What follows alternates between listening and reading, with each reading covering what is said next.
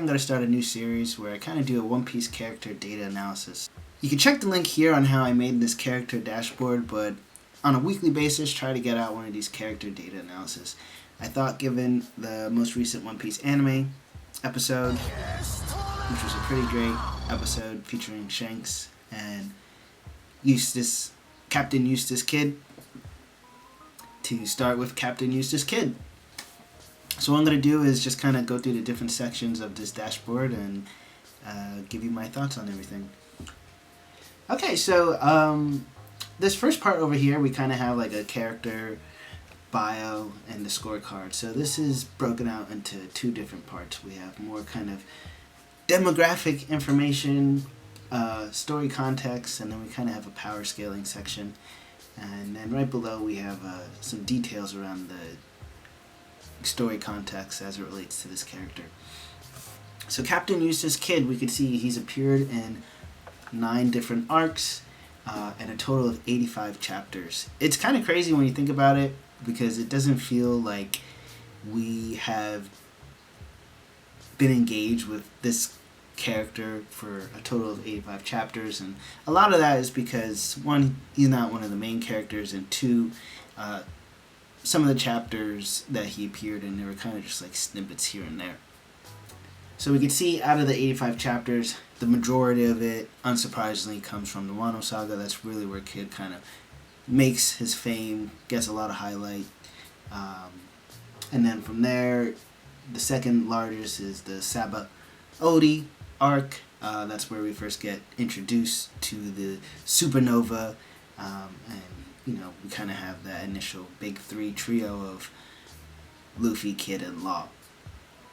Then periodically, Kid makes a couple different chapter appearances in Punk Hazard, Dressrosa, Egghead, Post-War arc, Zoe arc, Marineford arc, Whole Cake Island arc.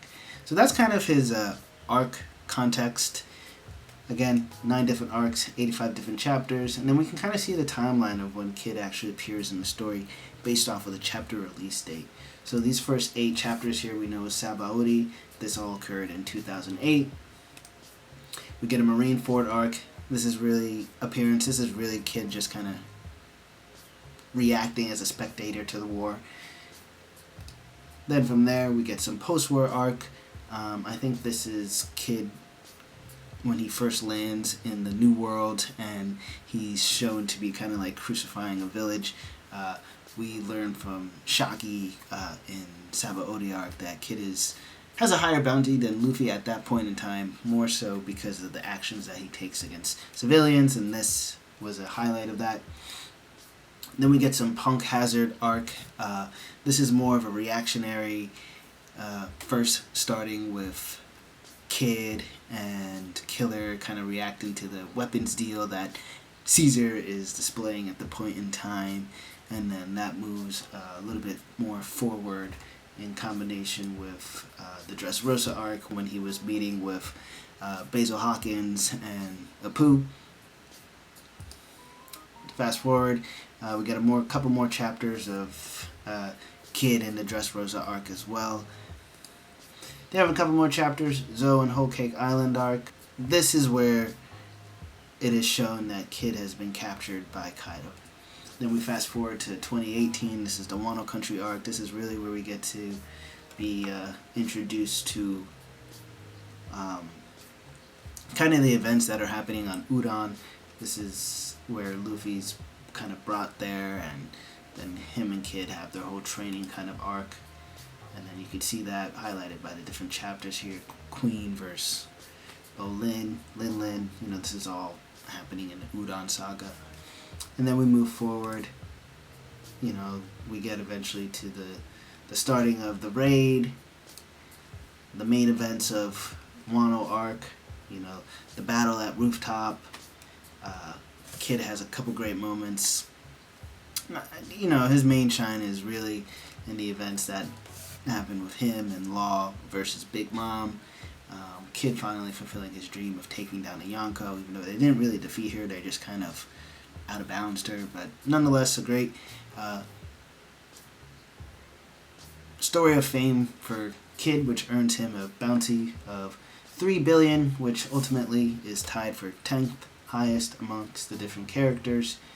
We see some other kind of contextual information here. His height, 6'7", his bounty rank, where he's from the South Blue.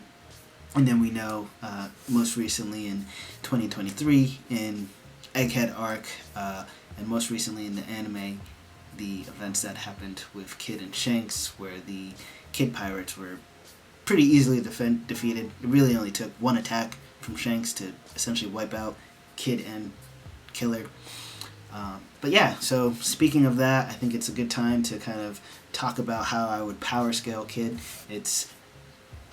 Would be a disservice of me to not talk about power scaling as I go over character data analysis. So I kind of came up with these 6 different criteria I'm going to go through.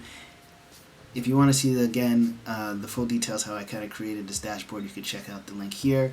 But the criteria for the power scaling are X Factor, offense, mobility, intelligence, hockey, and defense. So let's start with X Factor. This is Kid's highest scoring in terms of how well he would fare. And I'm using X Factor to really kind of encapsulate everything about his abilities that would be too comprehensive to list differently. And we know that mainly comes from his Devil Fruit, which is the Magnet no Mi.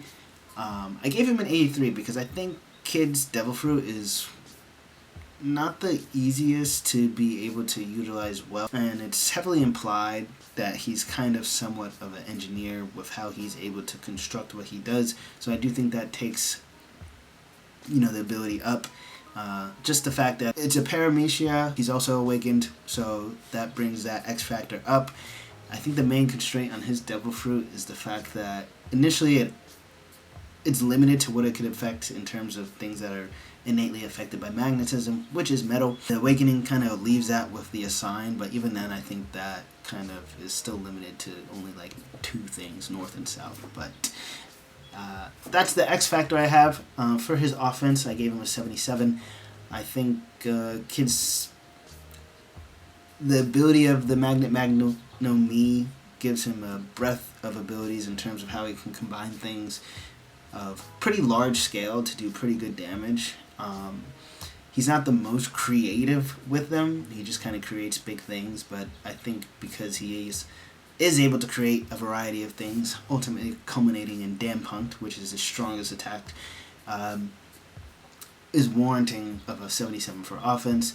For his mobility, right? So the way I'm doing mobility is basically how well can a character move throughout the world, and the world is split into pretty much 3 phases. It's the water, land, and air. So it's like, if you think about it in thirds, you'd get like a 33 for water, 33 for land, and then a 33 for air. That would get you to 100. He can't swim, so automatically kind of reduces his top scale to about 67. He hasn't shown to be the quickest character, so even on land, that would kind of bring down his mobility. But I think because he is able to create those different constructs given the Magnet no Mi, and is essentially he's able to fly with the creations, that kind of buffs it up. So I gave him a 57. 57 is probably going to be typical. 57 to like the 70ish range is going to be typical to a lot of characters, because many of them can't swim due to Devil Fruits, and many of them just can't fly because they don't have the ability. So they're somewhere in between. His intelligence, kind of reiterating some points from the offense. I think to utilize his Devil Fruit, he does have to be pretty crafty, and I think the way he's able to create the Damn Punk shows a good level of intelligence. He understands, the bigger he makes things, the harder it is, and he also understands that the things that he creates to put around him don't cause him damage. So I gave him a 70. I wasn't really sure. Let me know if you disagree. His hockey, right? So hockey I kind of did similarly to mobility. I did 30 for Armament, 30 for observation, and 40 for Conquerors, because I think that should be weighted on a higher scale. I'm pretty sure it's pretty confirmed. We already know he has Conquerors, and I believe in one of the SBSs it's noted that he can use Armament and Observation. It's just that he hasn't really displayed the feats that other characters that have displayed feats in those hockey usages has. So I kind of just came up with a 58 based off of that, kind of like a 20-20-80 18 type of thing, or a 15, 15, 28 type of thing. He doesn't have advanced in any of the forms. He doesn't apply them to his attacks or techniques like in a factor that we're accustomed to seeing. So, but he does have access to all three of them, so I think 58's okay. And then defense, he took a lot of shots from Basil Hawkins when Killer was attacking Hawkins, and he also took some shots from Big Mom. So he has pretty good like durability in that respect, and then he's also able to create the constructs, which I think are pretty good defensive mechanisms in terms of it's just scrap metal, as he's noted. So this is how I rank him. You can kind of see how he ranks against the other characters. This isn't the most comprehensive list yet. I still have to add more characters, and as I do this, we'll adjust. But you can see he's not really the top 5 or top 3 in anything as I've ranked. Here are the characters that I've ranked so far: Brooke, Bucci, Nesjoro, Kid, Frankie, Saturn, Bonner, Jinbei, Kuro, Mars, Luffy, Nami, the Straw Hats. Pretty much the Straw Hats, the Grosei, and